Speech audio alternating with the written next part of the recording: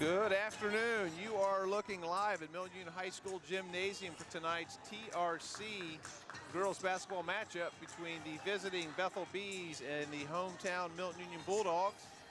I am Andy Grudich, and I am joined today with two people. One, Coach Rusty Burner will be here. He's busy talking with the referees and apparently politicking.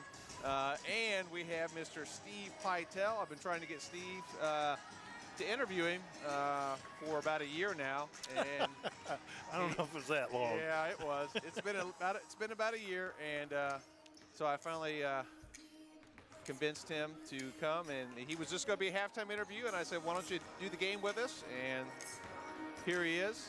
So just a little background. Yeah. A little background with Steve. Steve is a Bethel grad, graduated in 79.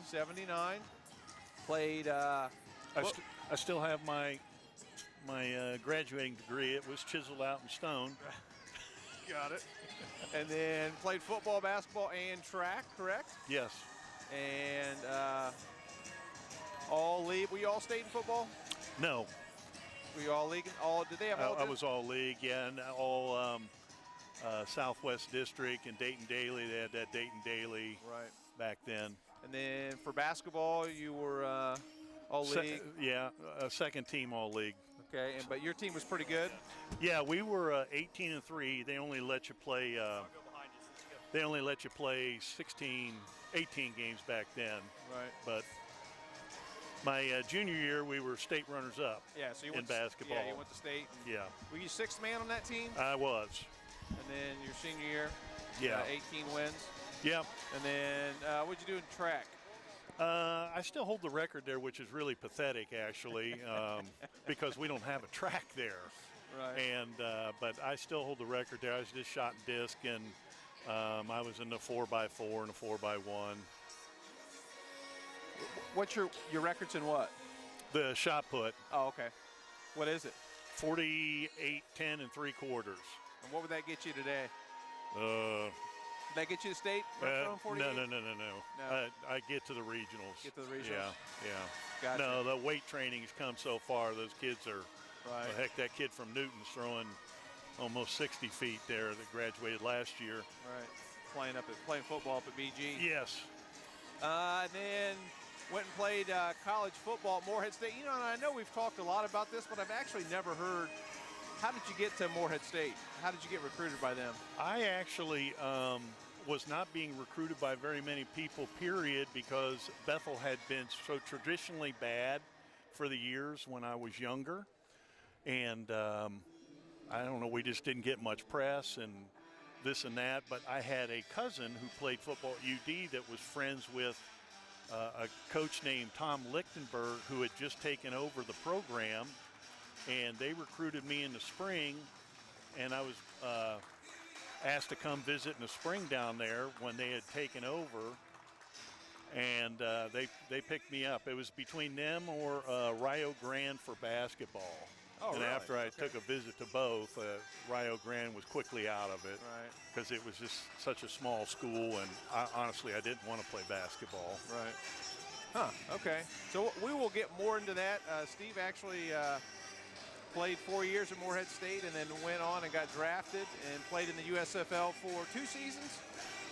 I was in for a season, but then the second season when our team disbanded because we ran out of money. Right. Half of us got sent different places, so I got sent to Birmingham, which at the time was one of the heart capitals of the world, and they had discovered the heart arrhythmia that I had had for probably 5 or 6 years, which when I was with the Houston Oilers, they saw it, but they still passed me. It was a heart disorder called Wolff-Parkinson-White syndrome, in which at rest for no reason at all, mostly caused by stress or caffeine, they said, your heart can start beating at about 330 a minute. I'm sorry.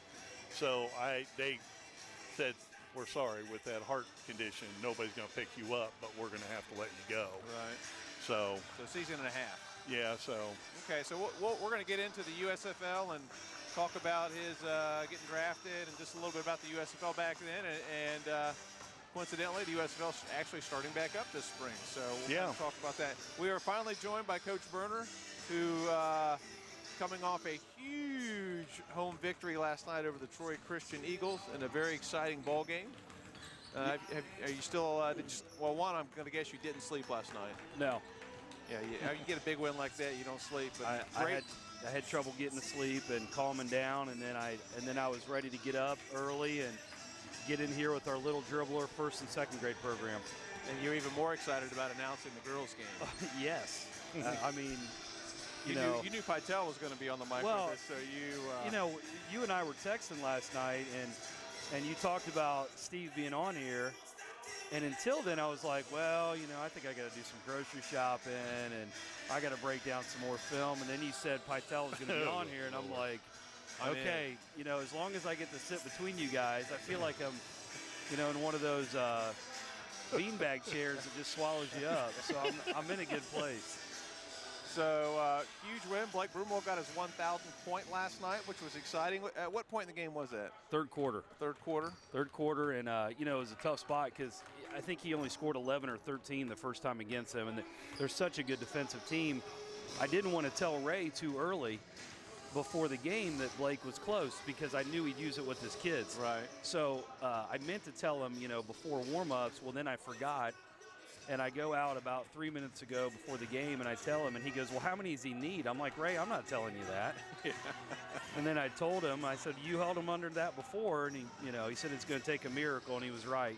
Blake got going, and special night, just not for our program, but not just for the program, but for Blake and his family, and it really worked out well. It was on a free throw, and just a special group to join. He's a sixth boys basketball player to go over the 1,000-point mark. He's the second junior to do that. And Blake's just a special player and, pretty awesome. And to be in such a huge game. Yeah. And, huge league implications and playing at home and getting the win. So that was a great night. Tell us a little bit about Cooper Brown. He had a pretty special night last night too. Well, I tell you what, I went up to him this morning when he came in. We got our first and second grade little dribblers program, and our varsity guys come in and run that. And Cooper walked in. I kind of pulled half his jacket off, and I said, "Did you take your cape off this morning?" Because holy cow, he was something. He was special last night. And Cooper had 31. He was 13 for 16 from the field. He did not miss a shot in the first half. And, he already plays the game at such a high motor with his floor game. When he's scoring the basketball, he's dangerous. And I think that's what's special about Cooper is Cooper does everything. Oh, he's such an athlete. I mean, he's not just scoring points, but he's getting rebounds, he's getting assists. Playing defense. He's playing great defense, and he's running the floor, and he does a little bit of everything for you. Well, and Troy Radio was here last night, and they always interview a player from the winning team, and they asked, and I said, can you take two? I mean, how do you send a kid that just went over 1,000 points or a kid that just dropped 31? And I mean, that's a tough decision to make, but, you got two kids that, just were incredible, and I'm just glad they were wearing white last night. Good problem to have. Yeah, it is. Isn't it? It is. So, and then you got Yates, who came in with a quiet 12 and 7. And so huge league game. That puts you one game off leading the league. So you're second in the league, and you have 2 losses in the league, both on buzzer beaters. Yeah. And we won't go down that rabbit hole. And then Troy Christian's got 1 loss now. Yeah. Tell us a little about Piqua. I know you got Piqua tonight, so tell us a little bit about Piqua. Yeah, Brett Kopp just took over this past year. Brett used to be at Bethel. Fantastic coach, good friend of mine. And Brett does a great job. He brought on Marcus Bixler, who's a former head coach, very successful at Piqua, and Franklin Monroe, Arcanum, and Tip. And so their coaching IQ is, I think, far outweighing ours on our bench. But, they got their kids. They're playing hard. They're pouring into their culture and trying to build things. And, Piqula's right around 500. They had a tough loss last night to Tip. I think it was a 1-point game, 78-77. So, for us, for both teams, it's always tough to come back on a Saturday after emotional Friday night games. more importantly for us, being a Division II school, you know, Pitt was D1, so from a tournament standpoint, when we go into the seeding, this is a big game for us from that standpoint. Right. You know, this is a victory against a solid D1 opponent. Right. And, you know, our schedule in league, we don't have a bunch of schools that are D2 and above. So this is a big one from that standpoint for us. But they're going to be well coached. They got good size to them. They're physical. I mean, they're a football school as well. So, you know, I think it's going to be a really, really good game tonight, you know, for a Saturday non-conference game. And it's a tough turnaround when you have an emotional, both teams had an emotional league game and expended a lot of energy, and it's tough to do that turnaround 24 hours to come back and play again. I'm sure the bench is going to be important. You're going to need some guys to really bring energy for you tonight. Yeah, you're right. I mean, and we've had success at that this year, you know, coming back on a Saturday game. So, yeah, I think it's going to be a battle of, you know, who can fight through that emotional and physical, you know, drain and get focused, you know, a little bit quicker. So that game will be 7:15, 7:30-ish this evening. So I know, and big thanks to WMPA and Robert and Tom over here running the camera and the computer for us, keeping the score on the screen for you. And they're spending a long day here. They're here last night, and they're coming back. They are gluttons for punishment, so they're coming back for 5 games today. And we have the silky smooth tones of Mr. Bob Bussey back on the mic. Yes. After a short hiatus. Yes. So we're about to stand for the anthem, if Burner will be able to stand up here. We live in the greatest country on earth, with freedoms enjoyed by no others. Let's take a moment to honor the men and women who have served, and the men and women who are currently serving to keep her strong and free. Please rise, remove your caps, and join in the playing of our national anthem.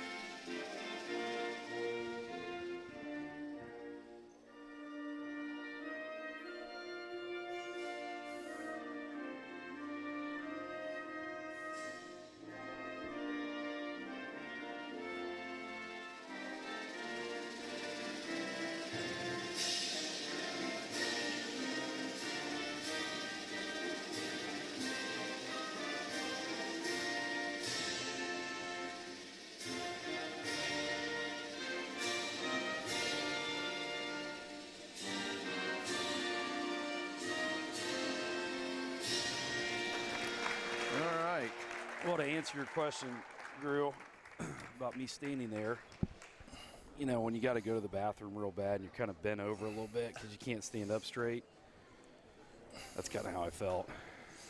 Thank you for sharing that with us, Rusty. I'm sure they're you know, I just making sure everybody's paying attention and listening today, you know. Glad to hear that reference. Yeah, well, I just.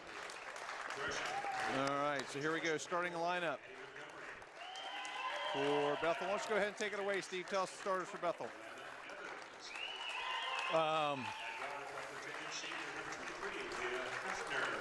Got number 11. Yeah. Montgomery. Yeah. 12, Emma Evans. Emma Evans, Garrett's daughter. You probably remember Garrett, Yep, don't you? Absolutely. Good athlete. And the last starter was Kerrigan Calhoun. There's one senior out there. All the rest are juniors or sophomores. Yeah, there's a lot of young. They return 14 of 15 next year. Wow. I know that there's a lot of teams in the league this year, girls basketball, that are young. Yeah. So here we go with the Bulldogs. Of course, we got Ava Burbridge. She'll be running the point for the Bulldogs. Jenna Broomball, freshman, super athlete. She'll be the off guard, do the point guard a little bit. Shannon Broomball, her cousin, be inside for the post. Kirsten Robeson, and she's a shooter. And Reagan Fulton, she's the hard worker inside, rebounding, doing some of the dirty work. Last time, very exciting game. The Bulldogs defeated Bethel at Bethel on a Robeson runner at the buzzer to beat Bethel by 1. I was at that game. It was a good game. We got in the TRC, Andy, we got a couple girls here today that of the top 5 in the TRC that are leading in a lot of things, like Carly Moore from Bethel. She's first in scoring with 16.1 and third with assist at 3.1 and fifth in field goal percentage with 41.5. So that's number 25 out there, Carly Moore. And then we got Jenna Broomball over there that for Milton that is third in steals, 3.5, and fourth in scoring, 12.1, and assist 2.3. So the Dogs come out in their 1-2-2 zone with Berberich at the point, and Broomball. And there's his first steal. And Broomball to the basket, and blocked by Moore. Nice block by Moore there. And Broomball coming off, she had 29 in the last game. Is that right? Yeah, yes, I believe so. So, and I think that was a freshman record, which was broken by her cousin, good Casey rebound. Finfrock. It's in the bloodlines. Moore's the one with the black knee pads. She's the scorer and the big point girl for them. Little back screen for her. Nice execution by Bethel there. A little back screen skip. Looks like they're picking up man-to-man where they played zone on us last time at Bethel. They're in a triangle in 2. Yeah, okay. They're face guard Robinson and Broomball. Yep. Maddie Montgomery's on Broomball. And Evans is on Robertson. And we got a block. So a little triangle in 2, throwing something a little different. Yeah, trying to, it's going to make Berberich have to pick up the pace here scoring-wise, or at least taking the ball to the hole. She's going to have some opportunities. Yeah. Oh, like right there. Yeah, Needs she to knock that shot down. Needs to shoot that. Be confident. And sometimes just throwing something at another team to disrupt them out of their normal rhythm. Yeah.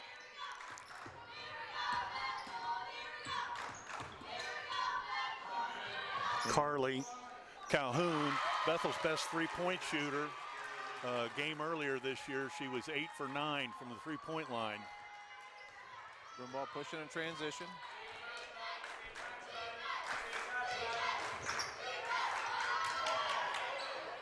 Blocked. There's a shot. Rushed it a little bit. Might be a little confused with the triangle in 2. Yep. Sure they haven't seen that this year. And back screen again for Moore. Nice little left runner, or right-handed runner. That was a nice shot. Caleb South, the coach of the Bees, first-year coach, having a great year. They're 15-2, 8-2 in the league. And I was talking to him before the game. I had Caleb in high school when I was over there. He said they've had some real good opportunities sent to them this year for next year because they have so many kids coming back to like bigger games. Oh, yeah. Like beefing up the schedule a little bit. Yeah. Okay, I got a couple stats here from Doc Ginn. Milton-Union is 20-16 all-time versus Bethel, including 5 straight wins dating back to 2011. The Dogs have lost 5 straight and 8 of their last 9, hoping to turn that around today. In the last game versus Bethel, MU won on the last second by Robeson, which we mentioned, and Jenna Broomball 6 points away from 200 points for her career, having a good freshman year. And Berberich bringing up after Coach Roos's timeout. Trying to generate something here. Again, as Coach Brunner stated, triangle in 2. And for those of you at home, what that means is they're going to play man-to-man on Robeson and Broomball. The other 3 girls are in a triangle zone, and they're just helping wherever they can against those 2. Yeah, they're going to play a little 3-man zone. Essentially guarding the 2 best scorers. Correct. That's the focus of Milton. it. Yep. And you just need to get a lot of movement. You're going to get open looks. You're just going to need some people to knock down some shots because they're going to be there. Berberich inside the Broomball. tipped out of bounds. Be Bulldog ball underneath. You have to get a lot Ryan of ball Reitinger into the game for Evans for Bethel. Now, is that She's 21. Is her brother? Is that Will? Yes. Okay. No, I'm sorry. That's her cousin. Okay. Okay. 5-second call on the Bulldogs here. And Bulldogs show a little pressure.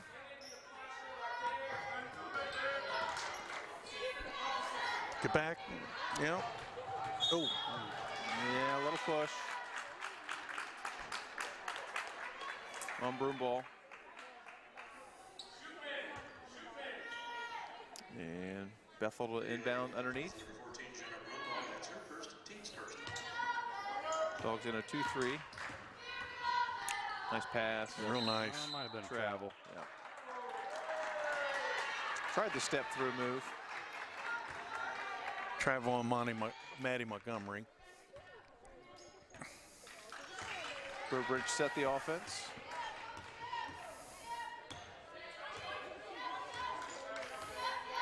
And see right now what Broomball and Robinson need to do is work off screens off the girls on the baseline. And you need to get a little more movement, and yeah, like you said, get them off some screens. Fulton, open look. And the other thing is what Jenna's doing, she's going to the glass, you know, because that's kind of the equalizer when you're in that kind of a defense. Yeah. A lot of offensive rebounding opportunities. Mm-hmm.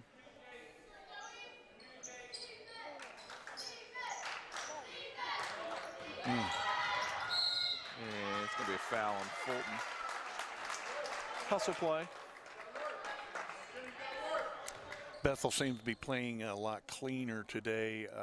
My friend whose daughter is Ryan Reitinger, Jeremy, said they seemed like they had 100 turnovers against Covington when Covington beat them earlier this last week. Doing a nice job moving the basketball. Ooh, that might have been a travel.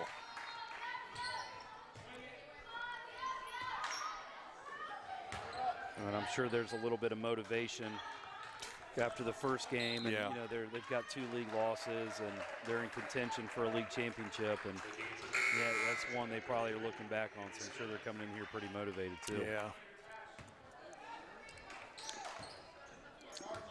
And 4:20 to go in the first quarter. Annie Smith into the game for the Bulldogs.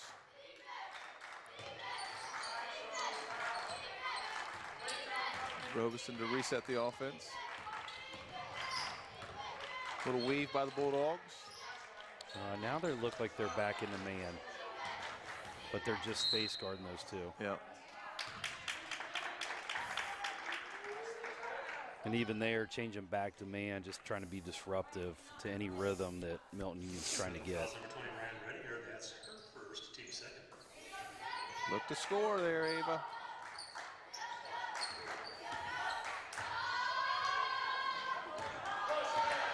And Ava shot just off the mark. Bethel pushing in transition.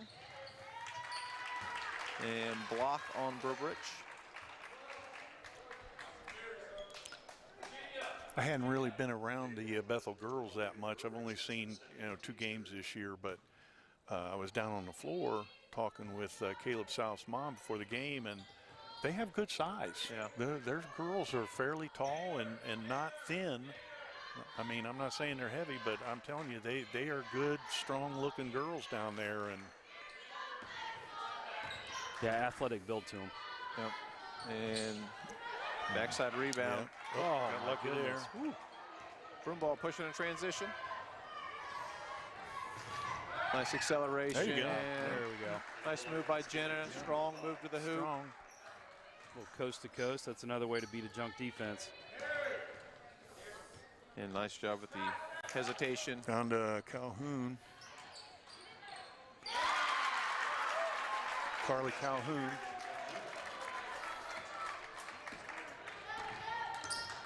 Burbridge pushing transition to Smith. The foul, yeah. Yep. Good job by Fulton posting up down there. Yep. Working hard. And that will be Is that her second? Number 23? I believe so. Yeah. So 3 team fouls on Bethel. Smith for 3. Bank is not quite open. Not yet. Well, they're battling right now. Yep, that's good. Both teams trying to get after it. Possession arrow Bees. And they'll be back in their 1-2-2 zone. And Morgan Quisenberry into the game, pressuring up top. And little body check.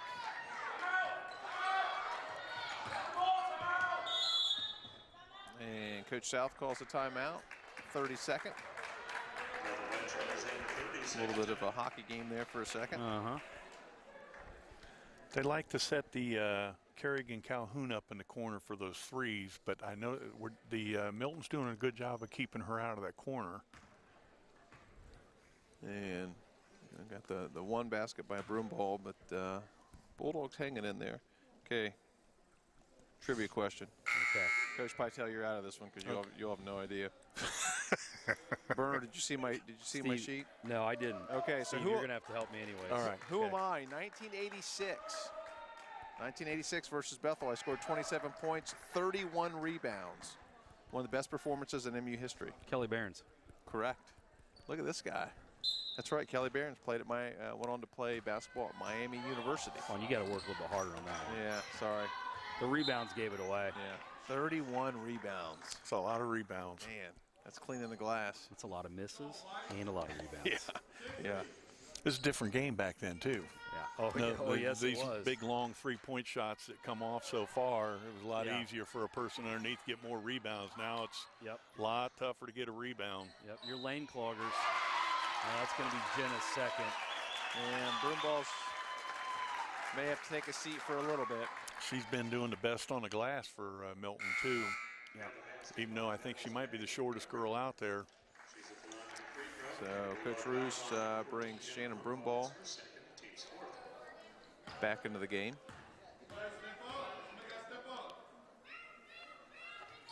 And banks are open. Banks are open for Bethel. Yep.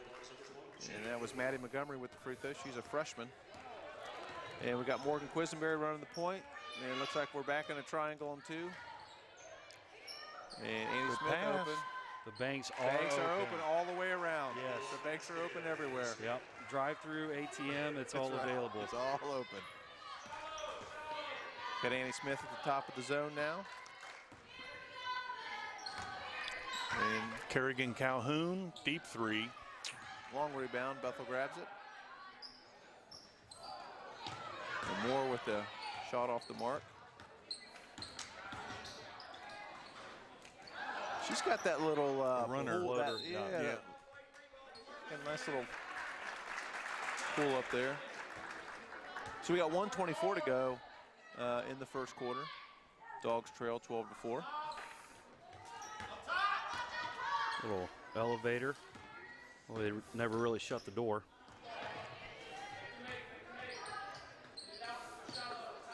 Dogs putting a little more pressure on the ball, and not sure. Well, the way they're calling that now is she has legal guarding position.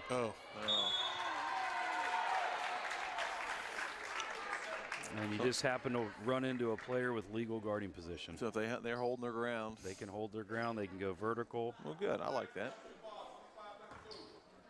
If she falls down, it's probably a charge. 1 minute to go here in the first quarter. Bethel gets it inside, kicks it out. More little shovel pass, stolen by Fulton. And Quisenberry's going to push in transition and lose the handle. And Moore is going to get a layup. Oh, there we go. Over the back. Good job by Q going strong after the ball. Bethel seeing that Milton's got a lot of subs in there right now that are ball handlers, and they're going after them. Bethel trying to pick up the pressure. Robeson bringing it up for the Bulldogs. And loses the handle. Out of bounds, Bethel. Number 2, Zoe Drummond. Our officials today, we got Andre Bumpus, Mark Solomon. I'm not familiar with the young lady, but I know a couple veteran guys there. I know Mark and Andre really well. Two good officials, been doing it a long time. Yeah, they've been around a while. Yep. I think Mark was officiating when I was in school. Yep. Now, he'd get really mad if I brought that up. Yep, he's been around a long time. But I just tell him it was 5 years ago. And we got an official timeout. And, okay, I guess we're good. I think he might have thought we had an untied shoe.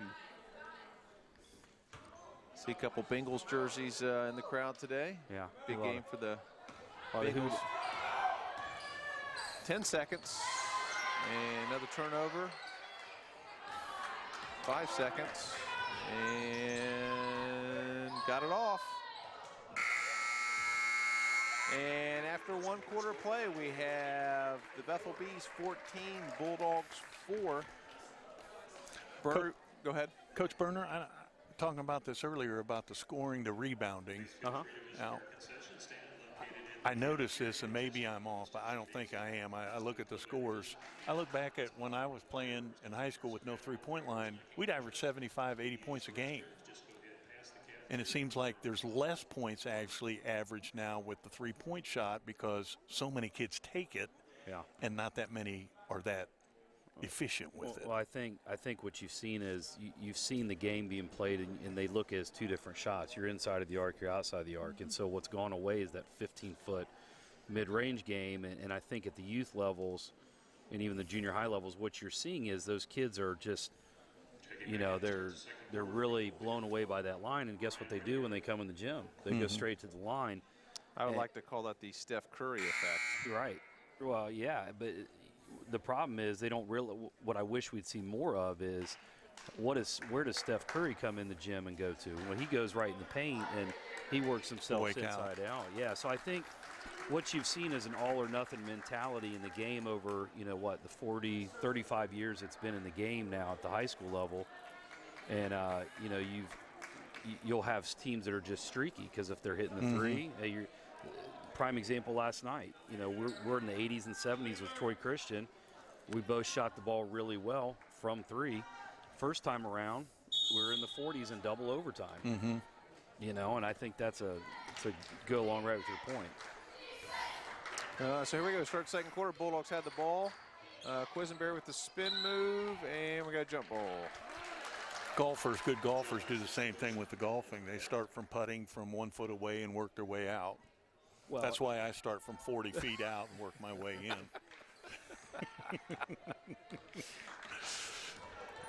I think another comparison, to be honest with you, if I'd be willing to bet, if you look at free throw percentage numbers, free throw shooting is not as good as it was prior to that. Yeah. That, you know, over time. So I think I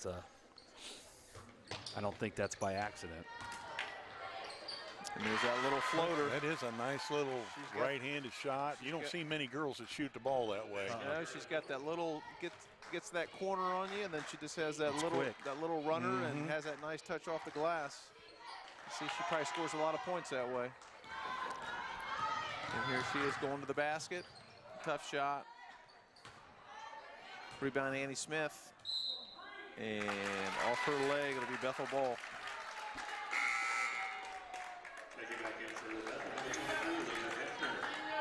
And Bulldogs will be in a 2-3 zone out of bounds. Come back in, shooter in the corner. Nice pass, toe on the line. Ranger gave her three. Yep.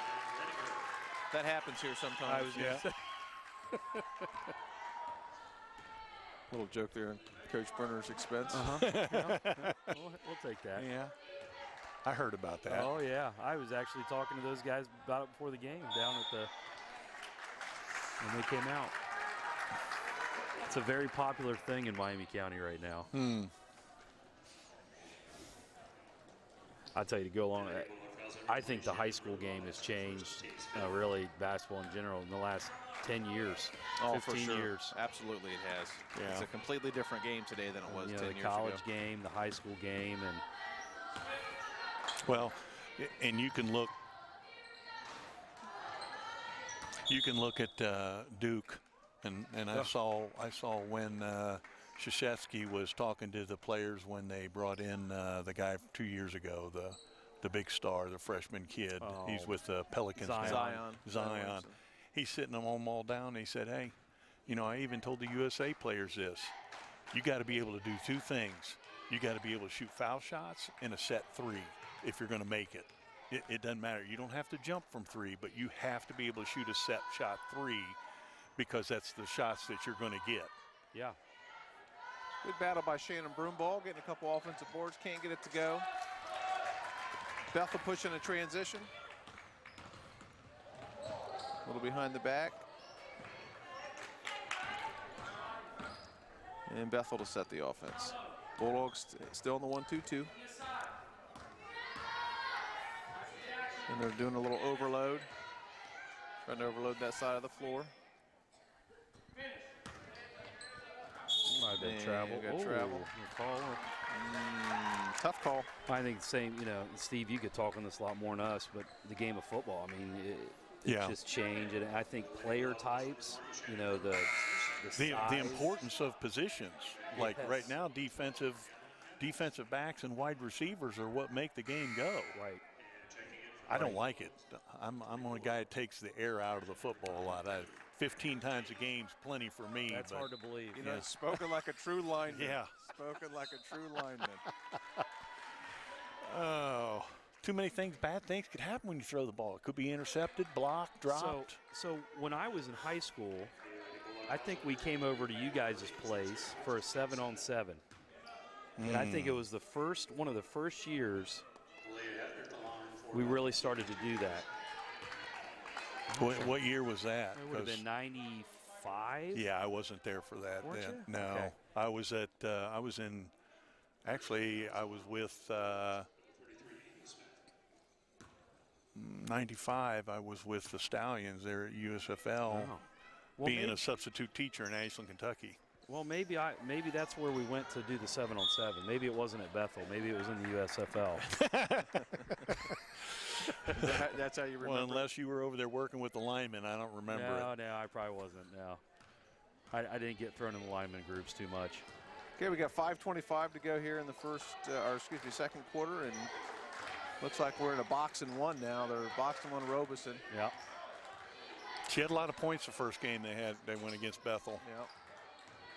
Oh, she is.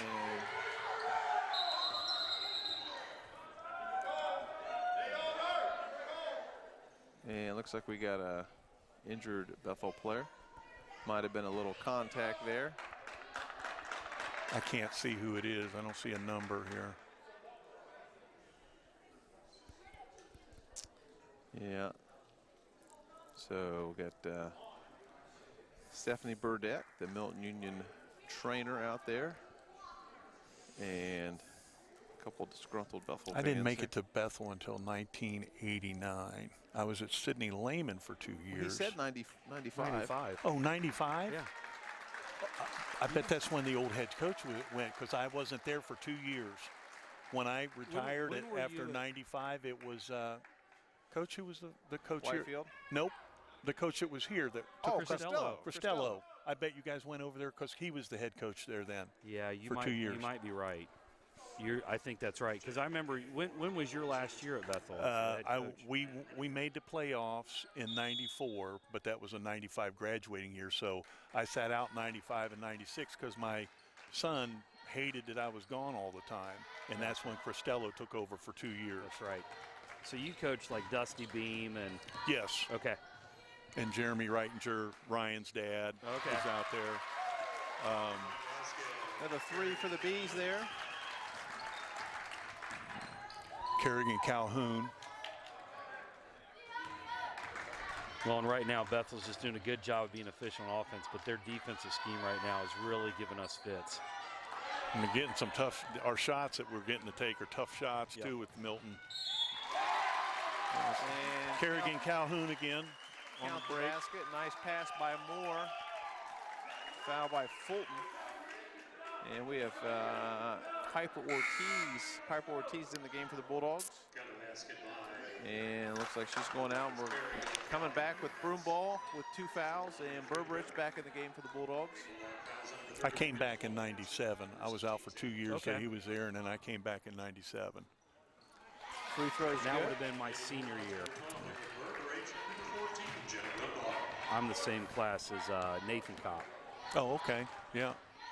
I was there for Nathan's senior year. Okay. I was his coach.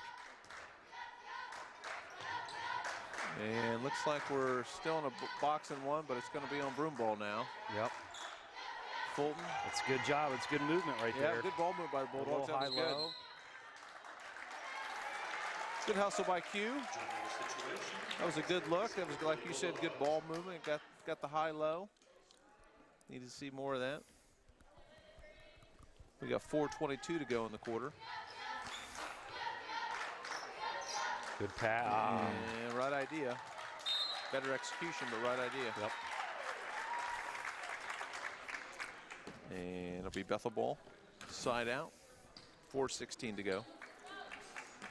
And That's what happens when you get as old as I am. All those years run together. Hey, No, don't even say you're there yet. no, I'm not. My wheels fell off when I was 44. That's when the wheels fell off. I had double plantar fasciitis in both feet. And was all downhill from there. so turnover by the Bees. Bulldogs will inbound here to Burbridge. I'm in the pause phase. When somebody asks me about something, I got to take a while to process, like, okay, do I remember that? Still boxing 1. Boxing 1 on Jenna Broomball. Good movement. A little off the mark there. Getting good movement against it. It's just the rhythm of our shooting, and that's what it's meant to do. They don't have much time to get the shot off. Bethel's defense is moving well to the ball. Fulton into Smith and tied up. Possession area will be Bethel's. So 3:35 to go in the second quarter. Reminder at halftime, we'll talk a little pro football with Coach Steve Pytel, a little USFL. He's got quite a few stories. Some we can tell on the air and some we can't. Another backdoor Yeah. cut. Yeah. Nice pass, too. That play well against the zone. Nice pass. They got that little back screen they run for her. And they've run it effectively several times today. Reitinger to Moore. And Fulton's shot is blocked. Nice pass by Reitinger. Yep, nice job pushing in transition. Maddie Montgomery on the score.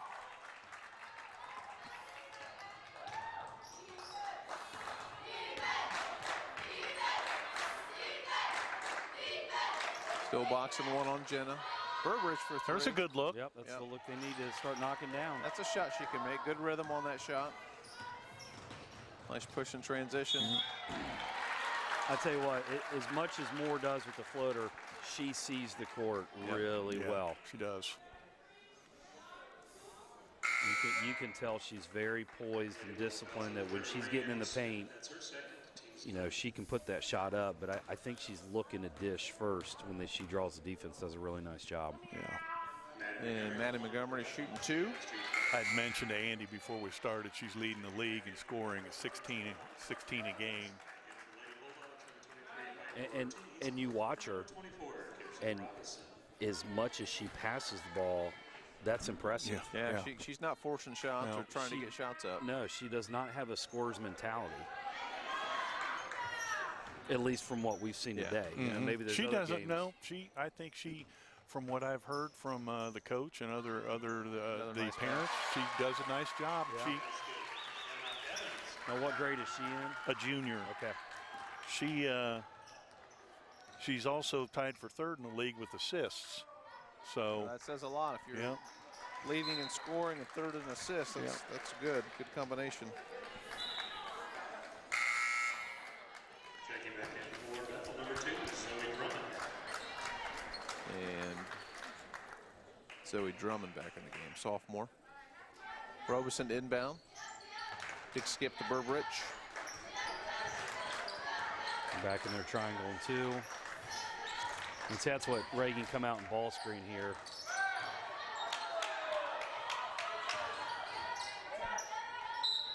Let's take by Broomball. Yeah. Trying to make something happen. Everybody getting a little chippy out there. Uh-huh. Little chippers. So Broomball shooting 2. Yeah, you get the blood flowing, a little sweat. Some Yeah. people go to the floor. And So you got some stories on Coach Grudich? I do. And like he asked about you, some I can tell. Yeah. And several he cannot. Several. More than half I probably shouldn't. And remember, I still teach in this district. Yeah, I so know. let's I keep got that some. in I mind. got some good ones. I had Coach Berner in class, He did, and I coached basketball when he was playing. and he can't tell any stories about me. That would be. Yeah. And Well, Broomball hits second. Coach Grudich is forever in debt with me because I set him up with his wife. I've heard that. Yeah, That is and correct. she ran track for me, and then coached for me there at Bethel after she graduated. And I said, hey, Another 3 by Bethel. there's this good guy. I really like him. I think you'd like to go on a date with him. She goes, well, how about you and your wife double date with us in case he's somebody I don't want to be around or whatever. AKA a creeper. Yeah. So Now you said that about him to Erica before. I did.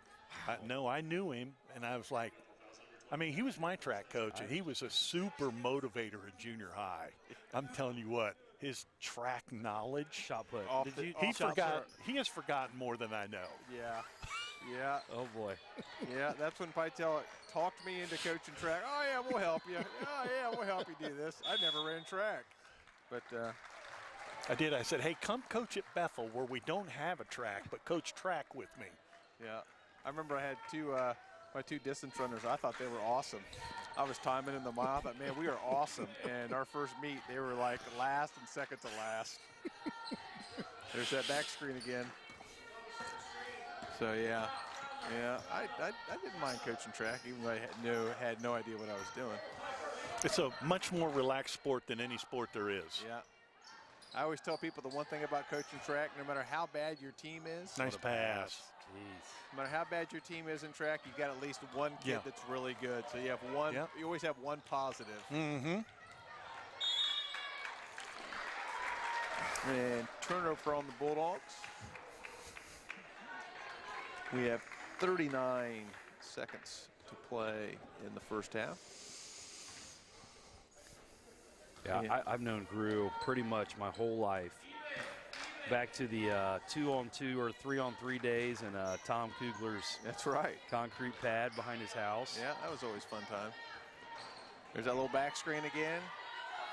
Her little running floater. And Broomball in transition. And tipped away by Moore. And here comes the little floater. 10 seconds Oh, left. wow. Nice move. Yeah. She's got the floater down. Sure does. 4 seconds. And Wrighton's just 2 doing seconds. a nice job of getting that skip pass over the defense for her. And So after 1 half, it is Bethel 36, Bulldogs 5. she's got 14 at half. So I'm going to guess Coach South is going to be happy with this first half of play. Yeah. So, all right, let's get in. Let's talk USFL. Okay. All right, so you're a senior, and you graduate from. Was there any kind of combine or anything like that, or did you do anything? Back then, they did not have the combine. They would come and run and bench press you and check your height and weight and vertical jump at your school. So actually, with the NFL, they were there first. I had a lot of influence from the Bengals and the Rams and Tampa Bay and the Oilers and the Dallas Cowboys. So, for everybody, so you were an offensive lineman? Yes, offensive tackle, but I could play guard as well. And tell us how big you were your senior year in college. Well, I played at only 255 at 6'5", 255, but by the time I didn't have to run every single day like they conditioned us at Moorhead, like it was unbelievable. But by the time they were coming and testing, I was like 275, and when I went to, I actually signed free agent with the Oilers, and I was at about 285. 6'5", 285, and Yeah. what'd you run the 40 in? Well, my 40 time tested, when they came and tested me at our track, it was 4.7, and I could pass block. I was a really good pass blocker. So, but unfortunately for me that year, I had fractured both of my tibias training 3 weeks before I went to Houston, and I played on them for a while. Then they started hurting to the point where I couldn't, because at the time I had one of the tests that they inject you with the dye, and they actually saw the fractures in the tibia. How did you do it? Was it just wear and Training. I like I said, Bethel didn't have a track, so I was running on concrete and pavement a lot. So, so 6'5", 280 running on the concrete. So I was released after the last scrimmage. From there, did you get into any games with Houston? Not with any games. Preseason games, yes, a couple preseason games. Okay. But then I went back to, after I got cut, I just perchance called my coach up from Moorhead, and I said, "Hey, you guys need any graduate assistants?" And he said, "Matter of fact, we do." So he brought me down. He brought me down and told me I was going to coach nose guards, which I knew would be easy.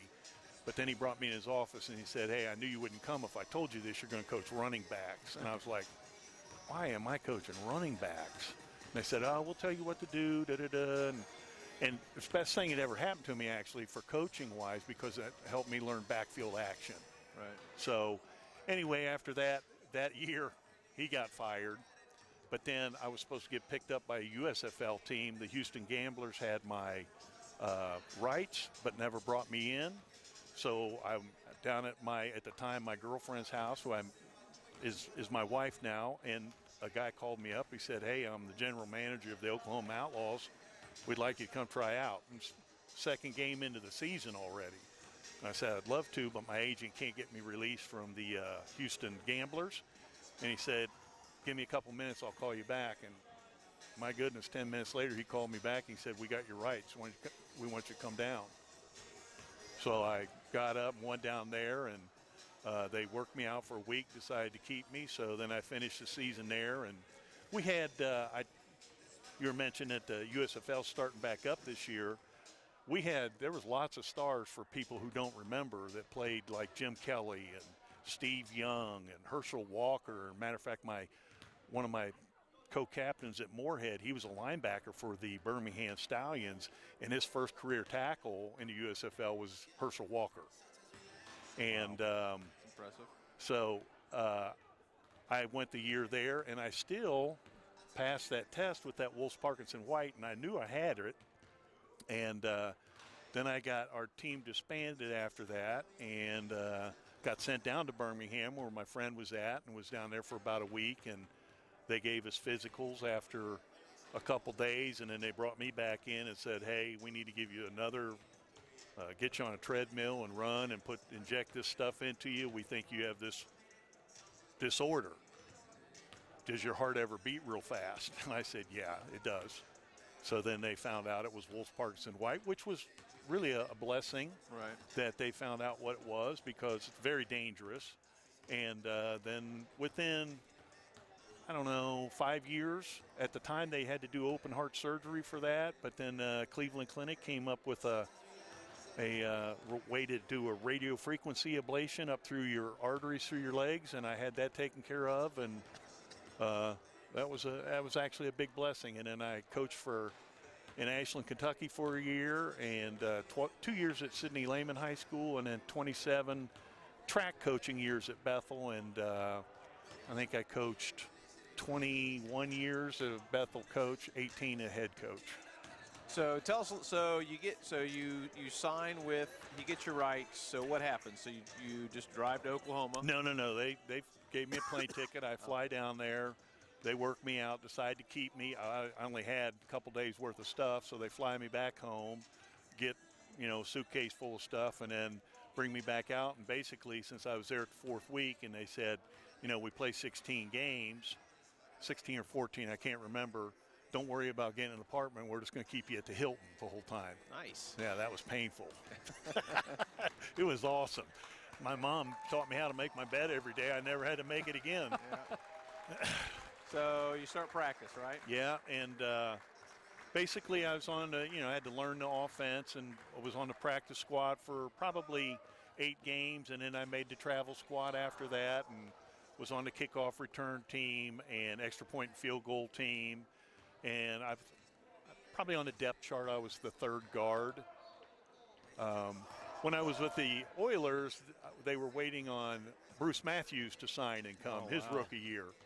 So he was there when I was there. That was pretty neat too, because there's a lot of stars there that I got to meet. Earl Campbell and Archie Manning. I loved Earl Campbell. I love watched video of him. He just and Dave Casper and Elvin Bethea and Robert Brazil, and I mean, it was great. And then with the Outlaws, our quarterback was the first black American to win a Super Bowl, Doug Williams. When he was with us, he left Tampa Bay, joined Oklahoma, and then went back to the Washington Redskins and won a Super Bowl as the first black American. So that was kind of neat. And we had a couple other, a friend Herrera.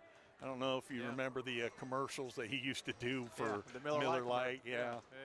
And Mel Gray, who's in the Hall of Fame, that was a wide receiver. But that was a neat experience. It's way different than college and high school, though. You're not as close. Really? You're more close to your group of guys. In college, of course, we had a dorm that looked like a Holiday Inn, like 800 yards from campus, and there was 100 of your brothers there. So you were there every day with each other. So we were super close at Moorhead. But when you go to the pros, you're with your lineman all day long and your lineman coach, and then you're doing drills with the offensive and defensive line, and there's not nearly as much interaction with the team. I was going to say, so, you know, from a practice standpoint, or even, you know, how much did you mesh together with those other groups, or when would that happen? Was that a once a week? Well, I was telling Andy earlier this. Our coach at Oklahoma was Woody Woodenhofer, who was the defensive coordinator at Pittsburgh when they won all those Super Bowls. Okay. We hit every day except for the day before a game. It was ridiculous. Full pads. And my buddy, who I told you was at Birmingham, he had Raleigh Dotch, who was the offensive coordinator with the Pittsburgh Steelers. Okay. And I would call him up and I would say, Gooch, we are hitting every day here. How much do you guys hit? He goes, Steve, we only go uppers twice a week and hardly ever hit. I go, are you kidding me? We were so beat up. And maybe that's why they went to the Super Bowl part of it, and we were 4-12. But you guys were sore every game. Oh my goodness! You couldn't wait for the week. You know, you got 2 days off. Couldn't wait for that to happen. And then, you know, the day before a game, you at least didn't have to hit. But boy, it was a lot of hitting. Yeah. In 105-degree, you know, because it was springtime out in Oklahoma. Wow. And the season was over in June. And a lot of times it's 105, 100 degrees there. Thank goodness for the wind. That's the only thing that saved us. Wow. So there you go. And so, and the new USFL, when's that? Is it March, April? Yeah. It's pretty soon here. Yeah.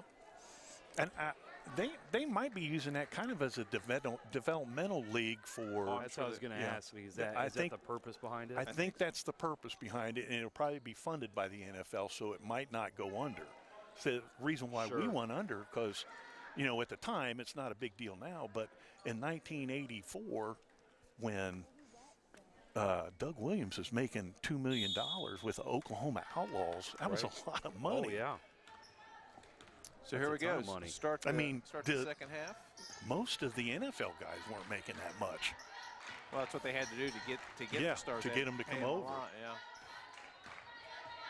Well, and then if they're paying him that, they can't, you know, pay the other guys. Right. And it becomes very lopsided. Yeah, and that's what happened out there with us. They overpaid too many guys, at Oklahoma, and we had to disband because they ran out of money. And I'm going to guess the backup offensive lineman wasn't where they were. It was not. It was not high on the priority list. I just told him, I said, can I keep my Hilton room? That would be great. Yeah. I'm good with that. Yeah. Yeah. Well, even back in the 70s and 80s, you had a lot of different NBA, on the basketball side of it. And the same thing, ABA, and that was the issue with those leagues that, were trying to stay afloat. They were trying to pay the big time stars to come in, but then they didn't have the funding to. And people wouldn't go see it. Correct, and that's where your revenue is. Merchandise and putting people in seats. Ooh, no foul. Boy, Jenna Broomball plays hard. Oh, she does. She's a good athlete, too. Well, that was pretty athletic play right there. There's the little runner. And I'm just going to throw this out here like not everybody in Milton doesn't know this already. They have a wonderful family. Oh, yeah. Their family is such a good family. Yep. I have Blake for track, and he's just the greatest kid ever. Yep. Yeah, you got to take care of him this spring. Yeah. You got to be good to him. Well, I tell you what, watching him at the state track meet, and you were down there and working with him, but have you ever had a kid who jumped one way during the year, and then it was like he got into the postseason, and he just kept PRing, and then he PR'd by, what was a foot from the start of the postseason to his final jump at state? Well, it's funny you should say that the guy sitting to your left, Andy's daughter, did the same thing. Well, I think a lot of it has to do with weather. Yeah, weather, and, you get more and more adrenaline going. And honestly, with Andy's daughter and Blake, they both got out of their AAU sport, and they got their legs back under them. Yeah. And, Morgan jumped a foot farther than she did. Well, it wasn't a foot farther, but she didn't start jumping over 17 feet until the very end of the season, her sophomore year. And then, but she had jumped more than a foot farther from her freshman to sophomore year. But the weather has a huge factor. Yeah, you finally get warm weather to jump in instead of jumping in the 45 in the wind. Well, and you're right. I remember when Blake, when they went into the section or the district, he had a big lull in his AAU play. Yeah. I think he had like a month off. And you're right. And he had shin splints too. Yep. He had a lot of shin splints. Well, Blake's the kind of kid that he does so much, and for a high school athlete, three-sport, what a phenomenal thing. He's first-team All-State in football. He's a 1,000-point scorer in basketball, and he's the school record holder in the long jump and 5th in the state. There's times that you literally have as a sophomore. You literally have to set him down and say you're not doing anything right now. The thing that I amazes me too about Blake is when he's done, he's like, he'll tell me, he goes, Pytel, you want to go fishing? I'm going down to Stillwater because I keep a rod and reel in the back. He goes, I'm going. I go, man, I got to get home. I got some stuff I got to do. He's fishing, hunting, doing something all the time. Snowboarding, skiing, playing frisbee golf out there at your thing right outside of Milton here. The park, Yeah. He's a high energy guy, that's for sure. Yes, he is.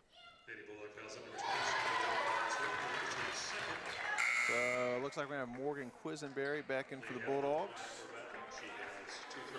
placing Shannon Broomball. And Milton looks a little bit more comfortable this half against their Bethel's junk defense. They look like Coach Roos, went over some things as far as how to attack it.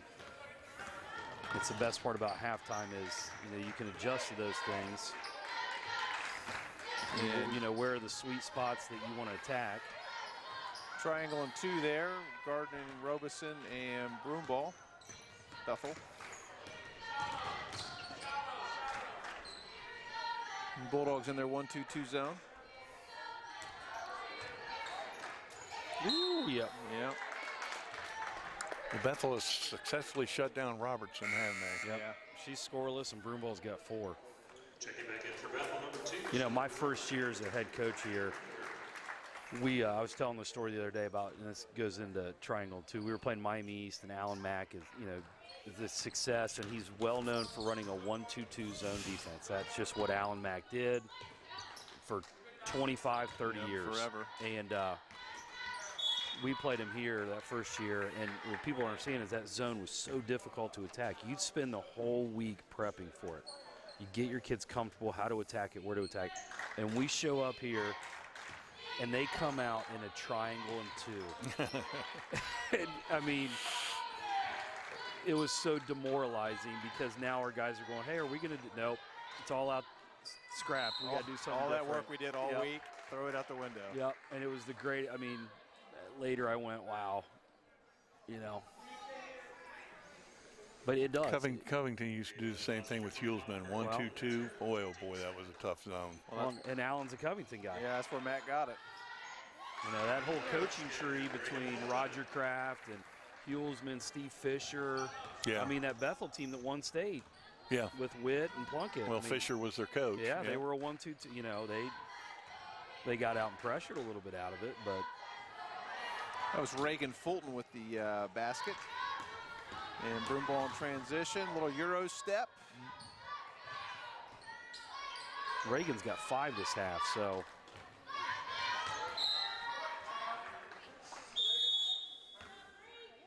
And we get a Bethel calls a 30-second timeout. Reminder, we will be back here in a few hours for the boys game, probably 7:15, 7:30ish. Yeah. Going to have Sergey Brubaker on at halftime. Sergey is a for real rocket engineer. He is working took a job with Boeing, and he is literally building rockets. Wow.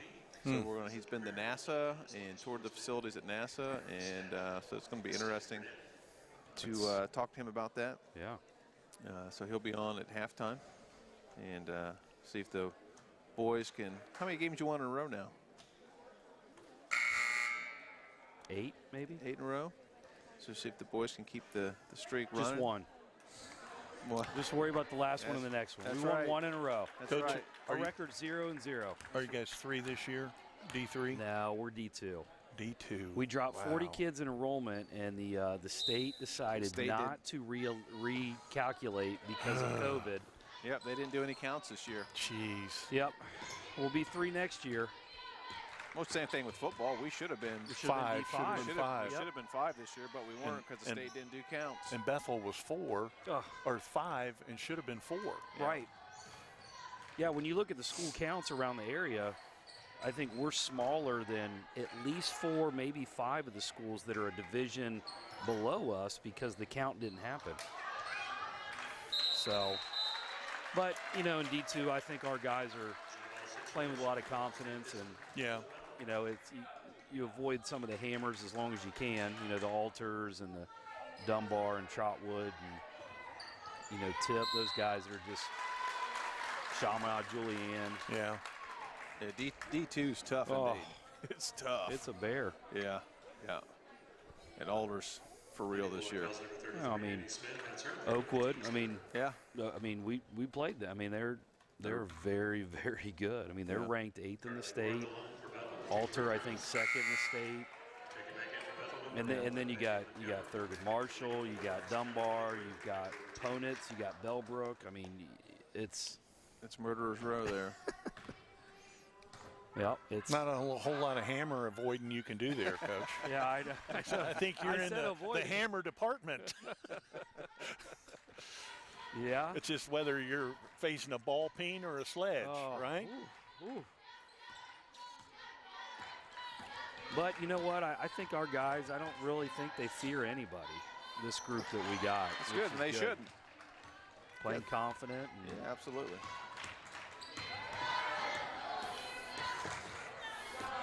and I got to give, Quisenberry going after Reitinger there. you know, she's been playing she played well on Saturday at Miami East. And, She plays hard. yep, getting more comfortable with the varsity game. And Yeah, one thing you're gonna get from Q, she's gonna play hard. tough. Yep. She's gonna go out there and battle. Ranger's had a ankle injury, high ankle sprain for about a month now. This is probably more she's played in a long time, she actually. seems like she's she's been moving. out a long time. She seems like she's moving okay. Yeah.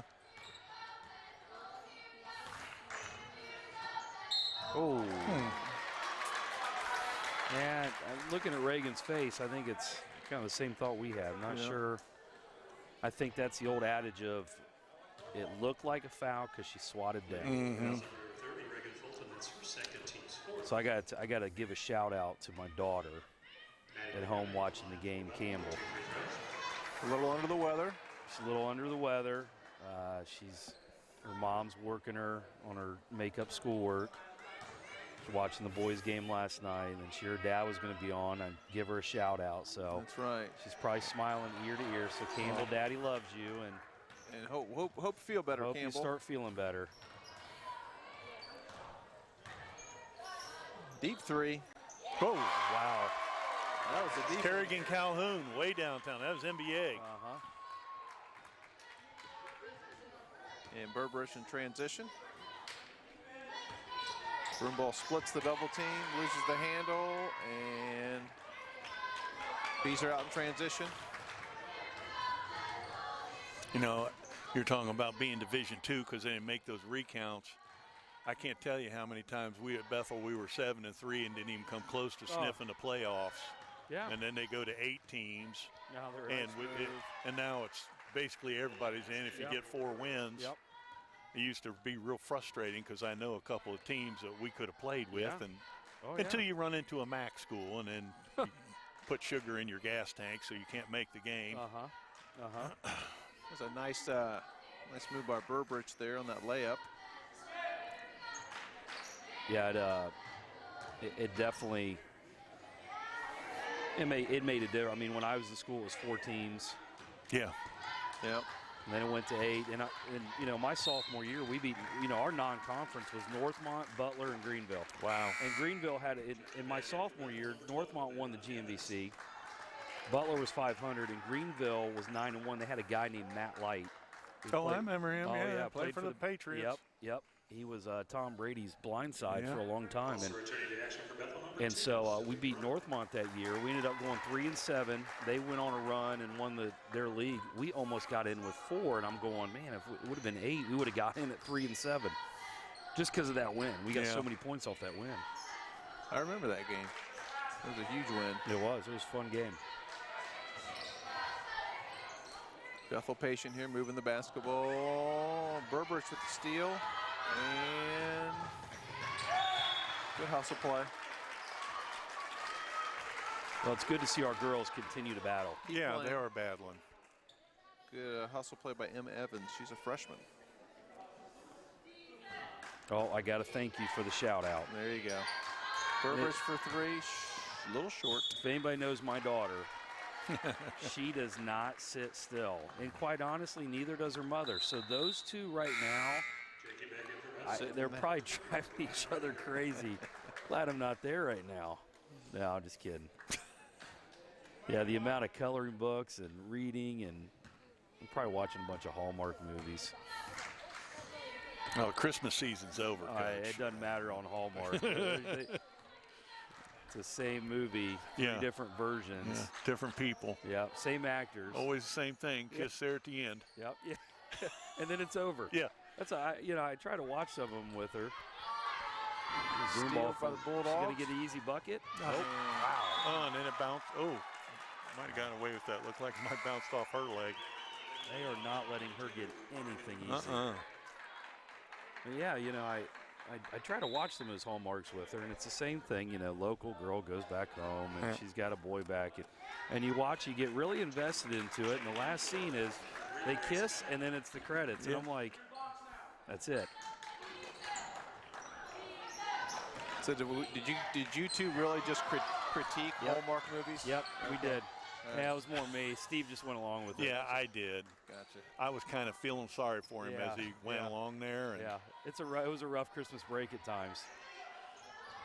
Loose ball picked up by Quisenberry. Broomball going to get to the basket. And look at her come back. I'm telling you, that girl hustles, man. She works hard. You know, in watching her at the start of the year, she's really coming of age with that level of intensity she plays with. You know, earlier in the freshman year, she was. Yeah, especially being a freshman. Yes. Yes, you can see she's starting to take some ownership and her efforts coming up. I'll tell you, I saw her play a couple volleyball games. She gets up, man. Oh, yeah. She can jump. I'm hoping she long jumps this year. I know she's running track, and the 400's her big thing, but I think she could be a great long jumper, too. I told Morgan for her sake, hopefully she high jumps and doesn't long jump. Morgan's long jump record may not hang around for a long time if Jenna long jumps. Her brother may have something to do with that. Yeah.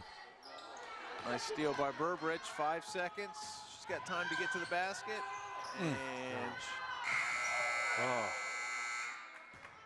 And no basket. So at the end of 3 quarters of play, 43-13.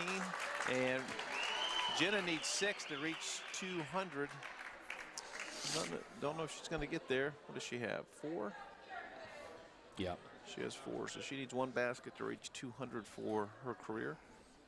Well, and just everything that, this entire game, nothing has been easy for her. Yeah. And you can see it's worn on her because, she's had a couple possessions here where those are plays she normally makes, but, you're carrying that frustration from beginning of the game. Yeah, there's nothing uncontested. No. I mean, Bethel is doing a great – the first game I watched them play to this one, Bethel's a different team. They are playing so much harder and better. Yeah. Well, and that's what you want to see out of your teams as the season goes on, that, their effort and their discipline. And so I'm curious if tonight the Bengals game's going to affect the crowd tonight. Or how many guys are going to be watching their phones? I'm going to go ahead and out Brett Kopp and Marcus Bixler because they have been blowing up my phone since Monday about moving the game up. And I told them, I said, we got a girls' game.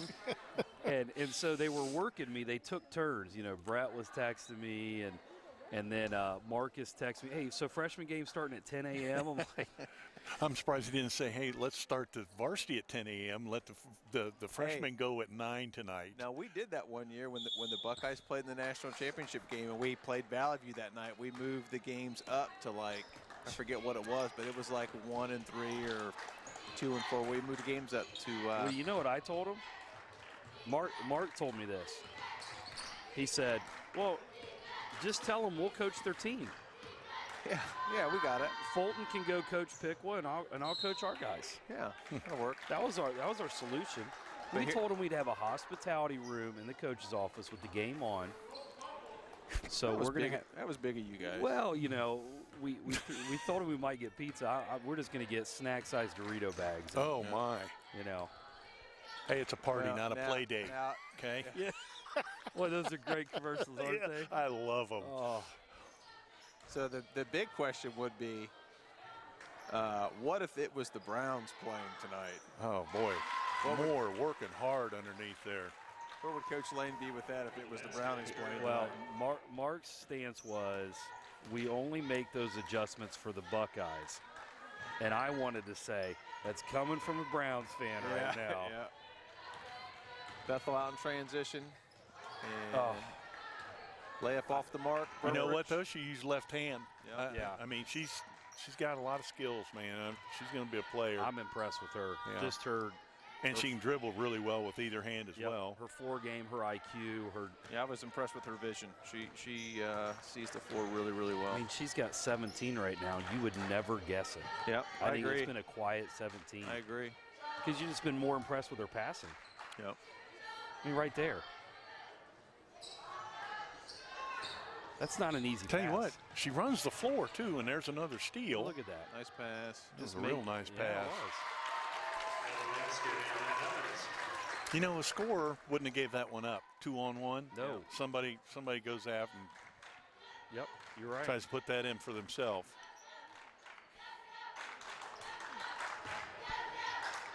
Broomball saw Annie Smith, but couldn't quite get it to her. Jump ball, possession arrow, Bees. We got 6:01 to go in the fourth quarter. And Ryan Reitinger back in the game for the Bees. And Robeson back in.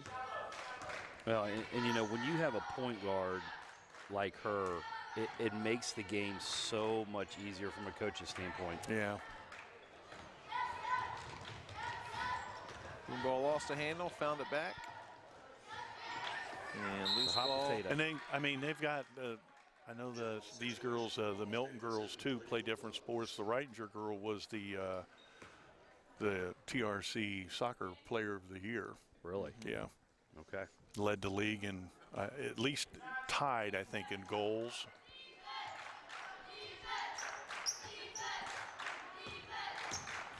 I think that's an interesting makeup in our league of when you look at the winter sports teams.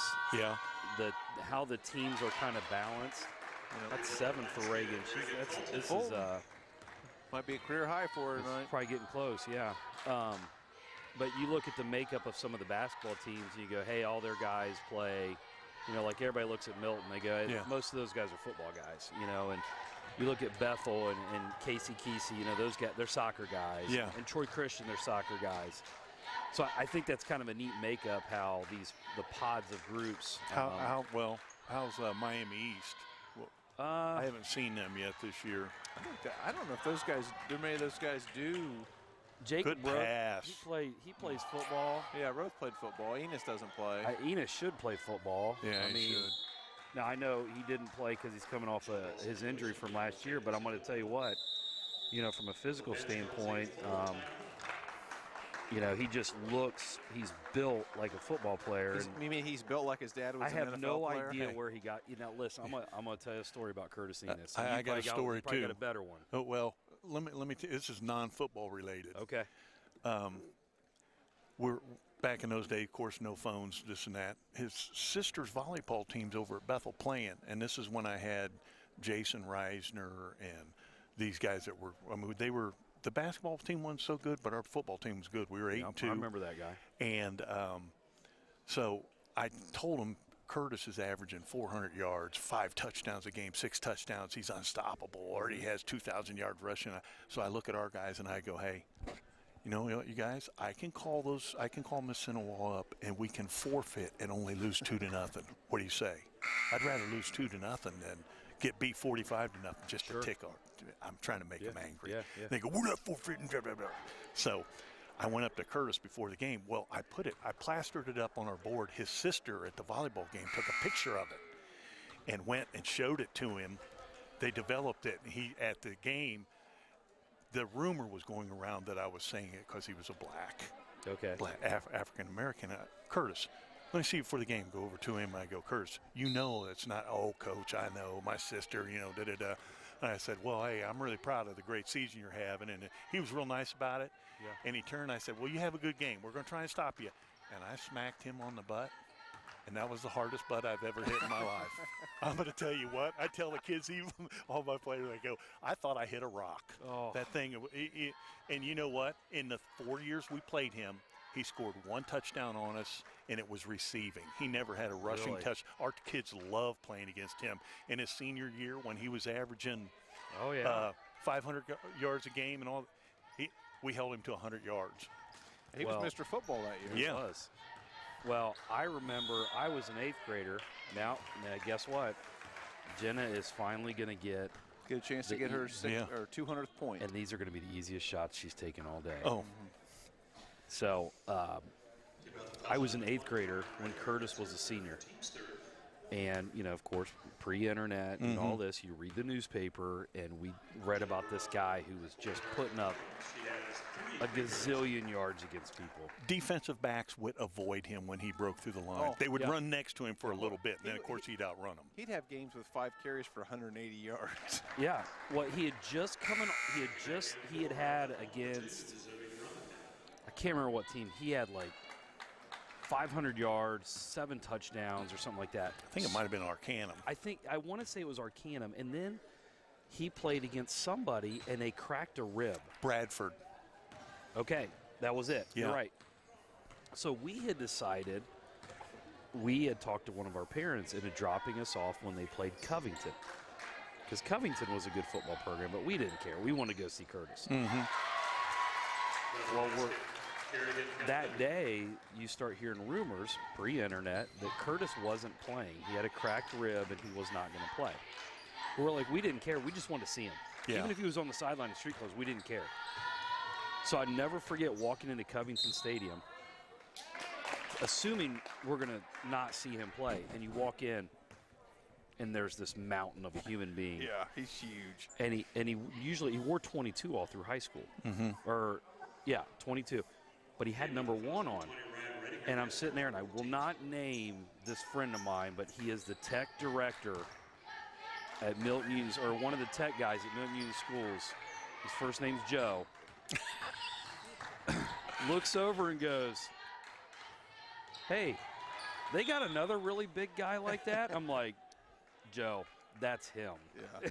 And, of course, he played, and I've never seen anything. Like you said, he was the fastest kid on the field. He would, know, he played very limited, and I was like, good Lord. When we, and I can't believe I got away with it, our principal time, I dressed up in full pads and put, I'm Curtis Enos, I'm going to Penn State, you're not. I was in my late 30s then, and wow. I ran against our kids, and I said, you're not allowed to hit my knees, but my defensive practice, I was the running back, and they go, well, they couldn't, I was talking so much smack to our kids, saying, I'm going to do this to you, I'm going to do that, and I went the whole practice and ran the ball against them. Luckily for me, when Curtis didn't get the ball, he just basically stood up. So when I didn't get the ball, I could just rest. But I was running over our kids and just and they were getting so mad. And I actually practiced against them defensively so they would see how big he was. Yeah. Now, at the time, I was probably 6'5", 270. Well, he was 6'3", 220. I mean, 230.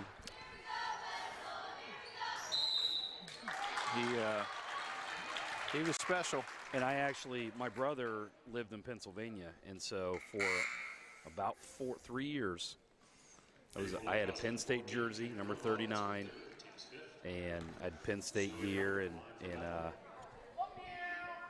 in fact, when they came here to play and Curtis sat front row, there's a part of me there's still a little kid in me going, oh my gosh, that's Curtis Enos. Yeah. Okay, now we need to go shut down his kid. Hey, we need to go. But yeah, he was something else, and I know he was a really good basketball player He was a heck too. of a basketball He player. he was dunking in 8th grade. Oh. He was good. He was an athlete. So, anyways, back to that. His son could be looks like he could be a really nice football player if he decides to play. Probably a little pressure there, Slightly. being the son of an NFL player and you're playing football. Well, and it's kind of the pressure my kids had, playing. When your dad was a junior high track coach. That's and right. Of course, her mom was a junior high track coach, too, and then she went to state. So there was a little pressure there for Morgan that way. Yeah. Now, listen. It was 1988. It was a cold, snowy night in Versailles, Ohio. That's right. In January of 88. January of 88. And I believe, were you 10 for 12 from the field? That's correct. I was 10 for 12 from the field. It's like I've heard that story before. No. Oh, have you? I'm sorry. Once or twice. I was 12 for 14 from the field. Oh, correction. Hey, listen. 14. And 1 for 1 from the That's field. on Doc Ginn's records right there, right. too. We talk about the fact that I had him as a teacher. Have you ever been in a U.S. history class, okay, and one of the bonus questions is about his athletic career? Did anybody get it right? Well, yeah. Well, it was multiple choice. And okay. The choices were Andy Grudich, Larry Bird, Michael Jordan. Oh, okay. Well, everybody knew that neither Larry or Michael played at Versailles. That's right. So we thought it was a trick question at first. So Jenna Brumbaugh with 7 points, so she has reached the 200-point mark, I think.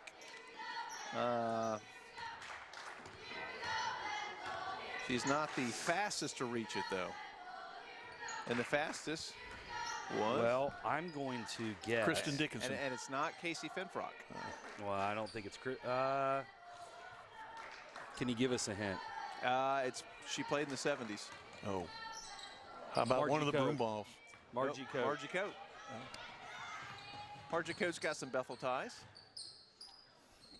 Does she now? Yeah. What's that? I don't know if I. Slagle. Oh, really? Yeah. She's related with Slagle somehow. Wow, if as many layups as she's went in after today, she'd have had 35 points. And you're right. I mean, she has 19, and like you said, I'm sorry, 17, and it's been a quiet 17. I would never guess she has 17. A little surprised she's still in the game. Yeah. Kind of thought that myself. Yeah. So we have 49.5 seconds to go in the ball game. And we'll be wrapping up here and going home and eating some lunch. Bowl of chili. Yeah. Oh, yeah. It's a good chili day. Yeah. Go home, have some chili, and watch a little bit of the Bengals game before I come back for the boys game tonight. Looking forward to calling the boys game tonight. Talking to Sergey. It should be a fun one tonight, I think. Yeah, yeah. Good luck, Coach. Appreciate it. Yeah, they're kind of this non-leagues. Really, that didn't look good. No, it did not. A couple soccer girls running into each other there. Right, and you're trying to get Ava back for kicking that winning goal against them. And 8 seconds. 5 seconds. And that's going to be the ball game. So in the TRC rematch, it's Bethel 53, Bulldogs 25. Bethel led start to finish and played a very, very good game. Thought the officiating was good. Yeah. Yep. I agree. Fisher did a nice job, and a good win for the Bees. They played well. I'm sure Coach South is happy with their performance. And as I said, we're going to be back on the air here for the Varsity boys game tonight. And good luck tonight and the rest of the season. I appreciate it. Yeah. So appreciate Steve coming on here. Yeah. Thank you for having me. That was fun. Yeah, talking a little football and high school sports and all that, and maybe we'll bring you back. Then we can talk a little track maybe too. Yeah. Oh, there yeah. you go. We could talk a little track. So. So appreciate Steve taking the time to sit with us and watch the game. And of course, thanks to Coach Berner. He's had a very busy 24 hours. So appreciate you coming up, and between huge win last night, double header last night. JV Varsity. Triple header tonight. Triple tonight. Had little dribblers. Little dribblers day. We had rec basketball down in the small gym. You got the earning that paycheck, aren't you? Well. You know, some of my fondest memories as a kid was just spending the Saturday in the gym all day, because you had girls' games, you had practices, you had varsity boys at night, and I don't know. For me, that's a fun Saturday. That's what I'm just used to, and I love it. So I was just about ready to tell you, I've been retired 6 years now. I miss that stuff. Yeah. You know, of course, you're a little younger and you have more energy, which I don't know that I could do, but just being around the kids. Yeah. It gives you energy, and it's good to see kids and not the classroom area for both you guys. Absolutely. And it keeps you young. When you retire someday, you better have something to do, or you get bored real quick. Yeah. No, Well, I have a 3-year-old granddaughter getting ready to turn 4 that we watch basically almost every day. So that keeps me plenty busy. I was going to say. keeps you hopping. My wife and I are dead at the end of the day. Well, all right. Well, I'm sure Robert and Tom want to grab some lunch too, so we're not going to hang around too long here. So remember, we'll be back tonight for the boys game at 7:15, 7:30 time frame versus Piqua. Big thanks to Steve and Rusty for calling the game with us tonight, and a big thanks to Robert and Tom for all they do in WMPA TV. And we'll see everybody back in a couple hours. Thanks for watching.